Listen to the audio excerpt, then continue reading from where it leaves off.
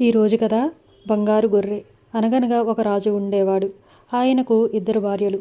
పెద్ద భార్యకు ఒక కూతురు. ఆమె చాలా అందంగా ఉండేది.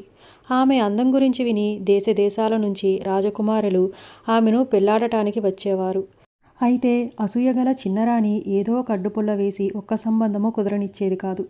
అందుచేత రాజకుమారికి పెళ్లి జరగలేదు. ఆ పిల్లను ఇంకా ఏడిపించాలని దురుద్దేశంతో చిన్నరాణి మరొక దుర్మార్గపు ఆలోచన చేసింది. రాజు దగ్గరికి వెళ్ళి, మన అమ్మాయికి ఎన్నో సంబంధాలు వస్తున్నాయి పోతున్నాయి, కానీ ఎన్నాళ్ళైనా పెళ్లి కావటం లేదు. నాకు ఒక ఆలోచన వచ్చింది. అలా చేస్తే బాగుంటుందని నాకు తోస్తుంది. ఏమిటంటే, పాతాళంలో ఒక భవనం కట్టి మన తోటలో నుంచి ఆ భవనానికి మెట్లు కట్టించాలి. తోటలో ఒక కోనేరు ఉంది కదా, ఆ కోనేట్లోనే మెట్లు దిగే గుమ్మం ఒకటి అమర్చాలి.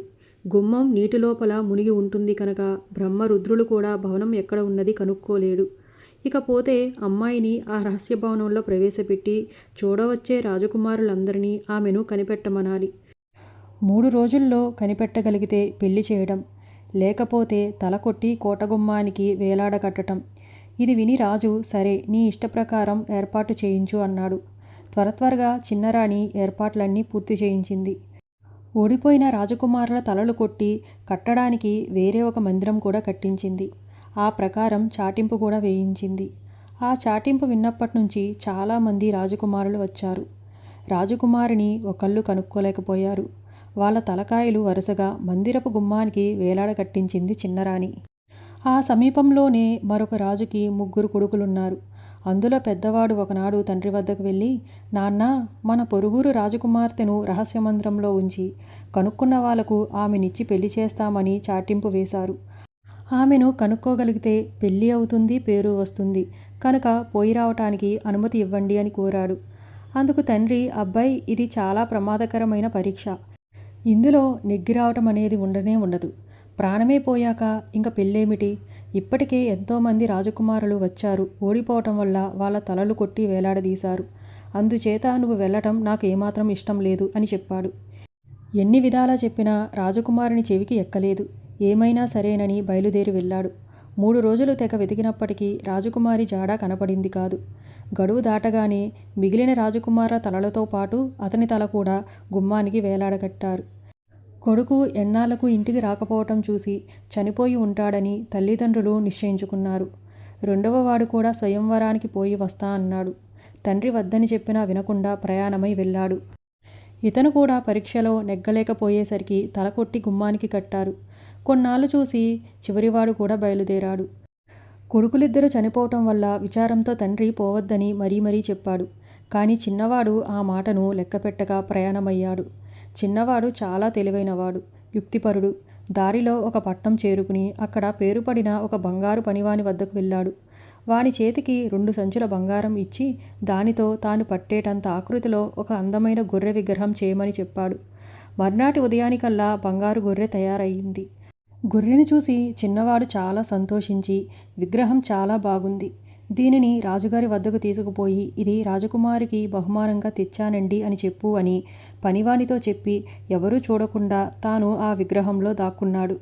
అద్భుతమైన ఈ విగ్రహాన్ని చూసి రాజుగారు చాలా మెచ్చుకుని పనివానికి 10,000 వరహాలు ఇచ్చారు. రాజాజ్ఞ ప్రకారం ఆ గొర్రెను తక్షణమే రాజకుమార్తె ఉండే రహస్య మందిరానికి తీసుకుపోయి ఒక పెద్ద మేజా బల్లపైన పెట్టారు. ఈ అపురూప విగ్రహాన్ని చూసి ఆమె చాలా ఆనందించింది. విగ్రహానికి గల కన్నులలో నుంచి చిన్నవాడు రాజకుమారిని చూసి ఆమె సౌందర్యానికి అతను మురిసిపోయాడు. రాజకుమారి కోసం రోజు భోజన సామాగ్రి తెచ్చి ఒక బల్ల మీద అమర్చేవారు. విగ్రహంలో ఉన్న చిన్నవాడు ఆకలికి తాళలేక అర్ధరాత్రి వేళ బయటకు వచ్చి రాజకుమారి వదిలిన పదార్థాలన్నీ తినేసి మళ్ళీ ఎప్పటిలాగా విగ్రహంలో దూరిపోయేవాడు. ఈ చిత్రమేమిటా అని ఆమె ఆలోచించి చివరకు ఒక రోజు రాత్రి మేలుకుని ఉండేసరికి దొంగ దొరికిపోయాడు. చిన్నవాణ్ణి చూడగానే రాజకుమారి అతని అందానికి అబ్బురపడిపోయింది.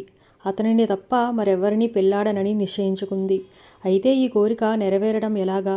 ఉపాయశాలి అయిన చిన్నవాడు ఒక పన్నాగం పన్నాడు. అతను చెప్పిన ప్రకారం రాజకుమారి గొర్రెకాలు ఒకటి విరక్కొట్టి ఆ విగ్రహాన్ని మరమ్మత్తుకు పంపమని తండ్రికి కబురు పెట్టింది.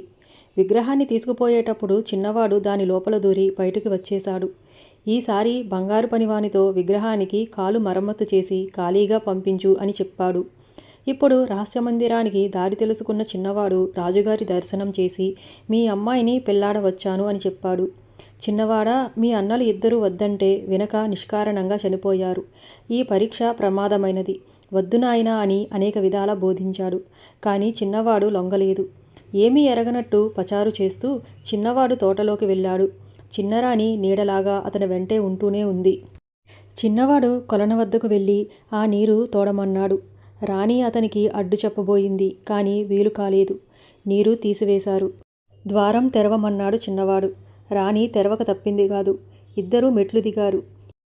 ఇక రహస్యమందిరం ప్రవేశిస్తారనగా అబ్బాయి ఇక్కడే ఉండు, 5 నిమిషాల్లో వచ్చి నిన్ను తీసుకువెళ్తానని చెప్పి రాణి లోపలకు పోయింది. రాణి మళ్ళీ ఒక యుక్తి పన్నింది. రాజకుమారికి తక్కిన చెలికత్తెలకు తేడా తెలియకుండా అందరిచేత ఒకే మాదిరి దుస్తులు వేయించింది.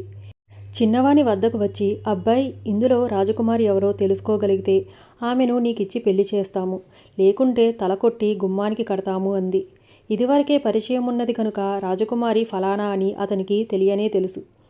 అయినా చిన్నరానికి జవాబు చెప్పటానికి ఆమె యుక్తికి మించిన యుక్తి చేశాడు.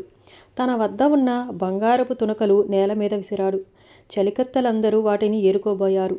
రాజకుమారి మాత్రం వాటి కోసం ఆశపడకుండా అలా నిలుచునే ఉంది. చిన్నవాడు రాజకుమారి చెయ్యి పట్టుకున్నాడు. ఇదంతా కనిపెట్టి చూస్తున్న రాజు చిన్నవానికి రాజకుమారికి పూలదండలు వేసి దీవించాడు. చిన్నవాడి తల్లిదండ్రులను రప్పించి అతి వైభవంగా కూతురికి వివాహం చేశాడు. రాక్షసి బుద్ధి గల చిన్నరాణి ఇప్పటి వరకు మందిరానికి 99 తలలు కట్టింది.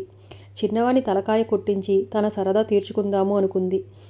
కానీ రాణి దుర్మార్గాన్ని గమనిస్తున్న రాజు ఆమె తలనే నరికించి ద్వారానికి కట్టించి 100 పుర్రెల దండను పూర్తి చేశాడు.